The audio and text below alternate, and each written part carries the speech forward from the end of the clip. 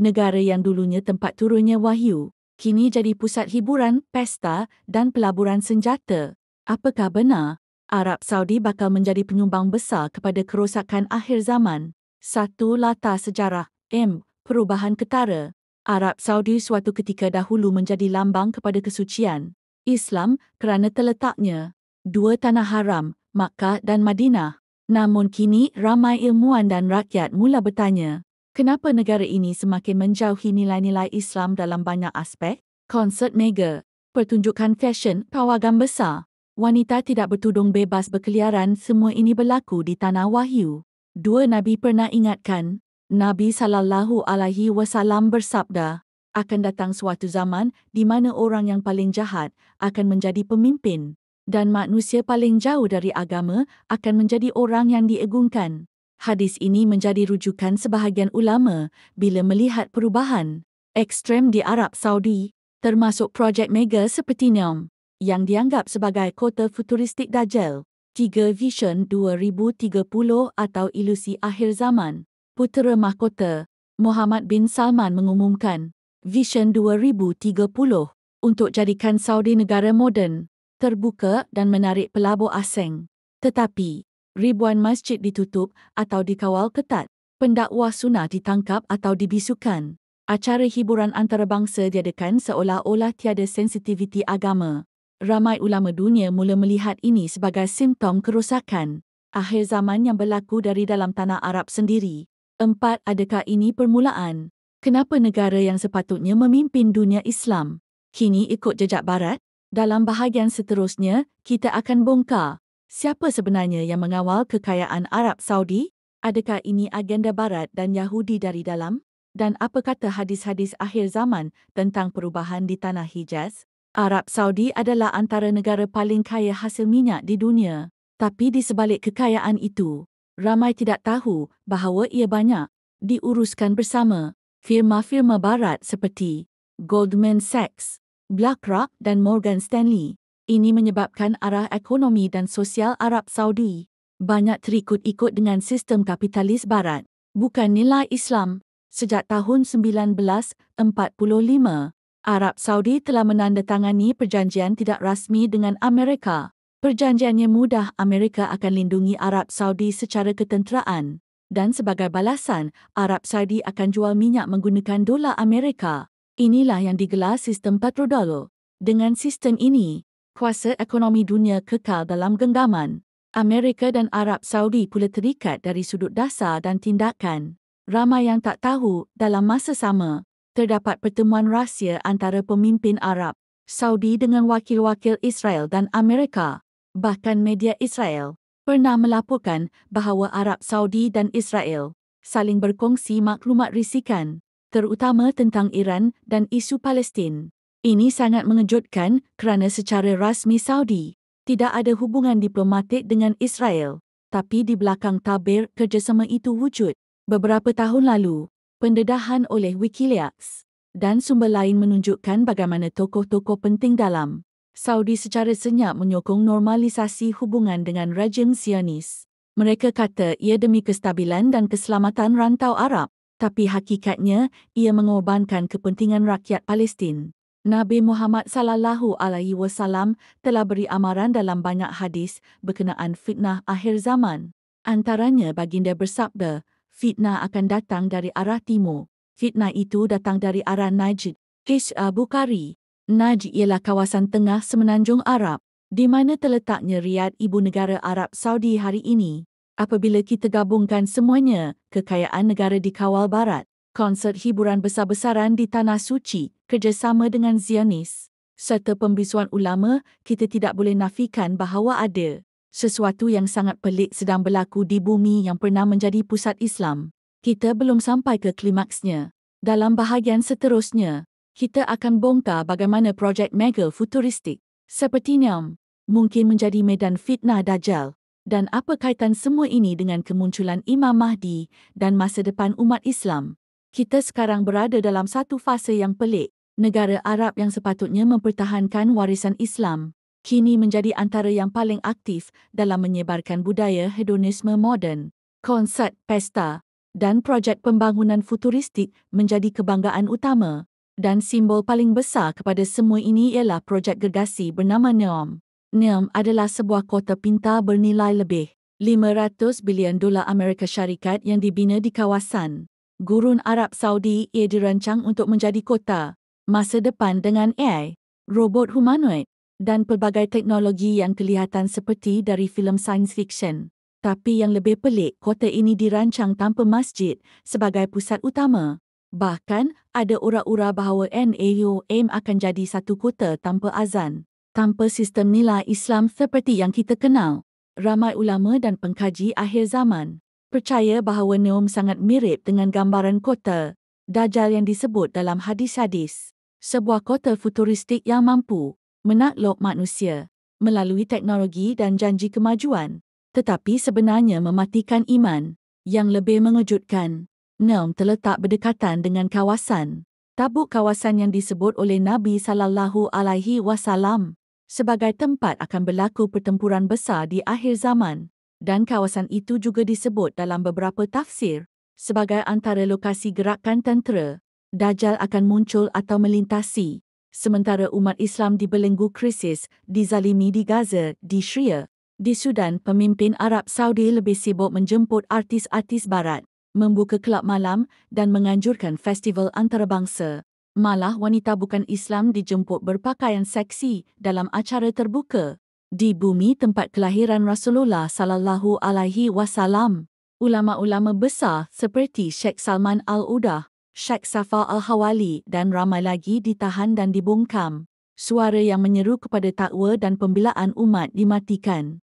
Tapi suara-suara yang memuja dunia dan menyeru kepada hiburan diberi pentas dan anugerah. Inilah wajah Arab Saudi hari ini, jauh daripada apa yang pernah diperjuangkan oleh Rasulullah dan para sahabat.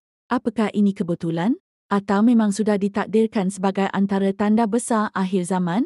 Dalam bahagian seterusnya, kita akan masuk ke topik lebih dalam. Apa kaitan Arab Saudi dengan kemunculan Imam Mahdi? Apakah benar sistem global akan runtuh dari arah Timur Tengah? Dan peranan rakyat biasa seperti kita, adakah kita hanya jadi penonton? Ramai orang tak tahu bahawa di akhir zaman nanti akan berlaku satu perubahan besar yang bermula dari wilayah Arab, bukan saja dari segi fitnah dan kemusnahan, tetapi juga kebangkitan. Nabi Muhammad SAW menyebut dalam banyak hadis bahawa Imam Mahdi akan muncul dari arah timur dan akan bersembunyi seketika di Makkah dan Madinah sebelum dibayar di hadapan Kaabah. Tapi menurut beberapa riwayat, ketika itu tanah Arab sedang dalam kekacauan, penuh pengkhianatan dan pemerintahnya tidak lagi membela agama. Dalam satu hadis, disebutkan akan datang satu zaman di mana Kaabah akan dibiarkan kosong.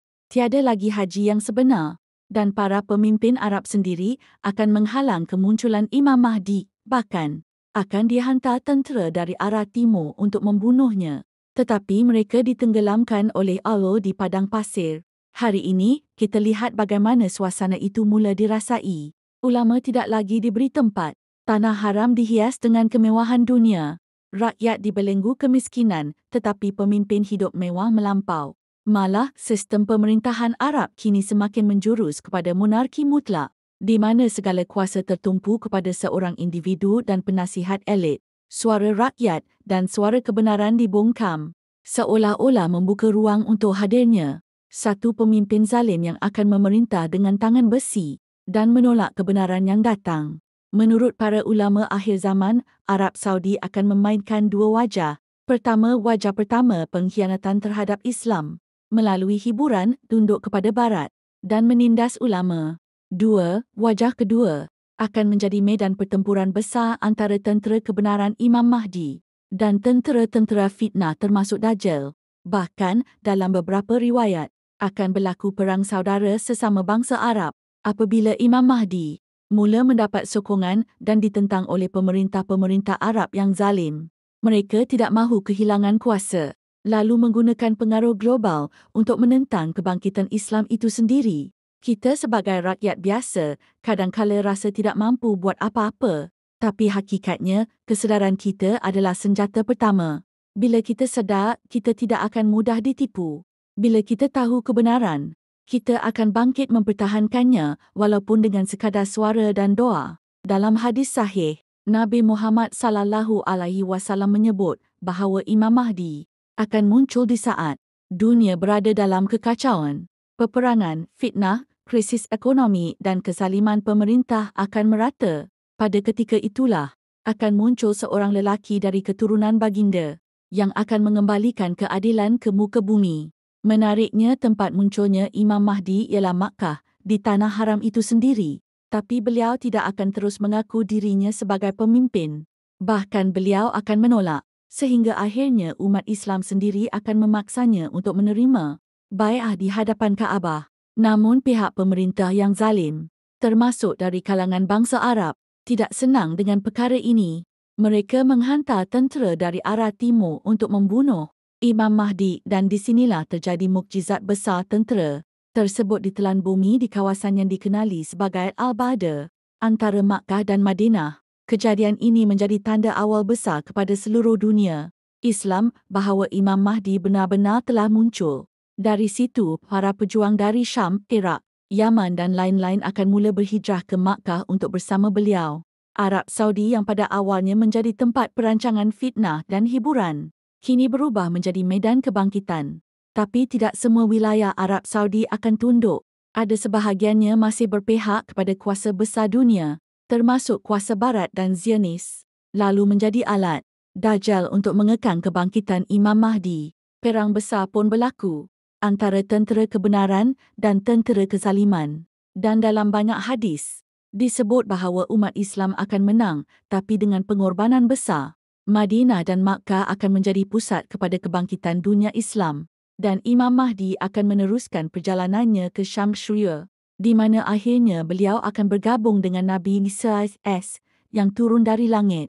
Dan ketika Dajjal muncul, hanya dua tempat yang tidak mampu dia masuk, Madinah dan Makkah. Tapi untuk ke situ, umat Islam harus lalui fasa fitnah, penindasan dan pelbagai ujian besar. Kita sebagai generasi akhir zaman mungkin tidak tahu adakah kita sempat melihatnya. Tapi tanda-tanda itu semakin jelas. Arab Saudi sudah berubah. Umat Islam di seluruh dunia sedang bangkit dan dunia sedang menuju kepada satu titik puncak. Kini, kita sudah lihat dengan mata sendiri bagaimana tanah suci umat Islam dijadikan medan hiburan, bagaimana suara ulama dibungkam, dan bagaimana umat Islam dilalaikan dengan projek futuristik yang menggoda. Semuanya sedang berlaku di tanah yang dahulu tempat turunnya wahyu, tempat para sahabat berjuang dan syahid, tempat Rasulullah SAW membina tamadun Islam.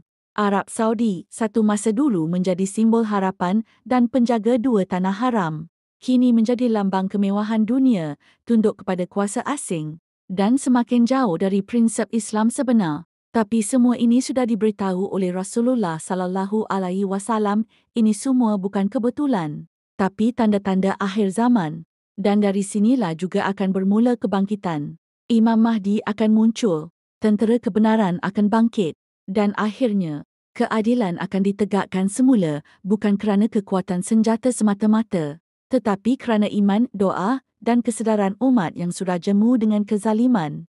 Kita semua ada pilihan, sama ada terus menjadi penonton yang hanya melihat, atau menjadi sebahagian daripada barisan yang menyebarkan kesedaran. Mungkin kita tak mampu angkat senjata. Mungkin kita bukan ulama, tapi kita masih ada suara. Kita masih ada doa.